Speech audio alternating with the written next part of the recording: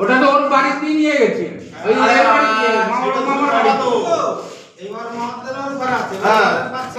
ওটা আমি ভাঙার আগেই বলা রয়েছে আমার বাট ভাঙার জিনিসটা কি করলি আমি তো ওইভাবে আমি আটকে রাখিনি ওইটা ওই ভেবে তোর আমি ঘরে রাখিনি সেটা না তুমি তো এইটা ভাবিনি যেরকম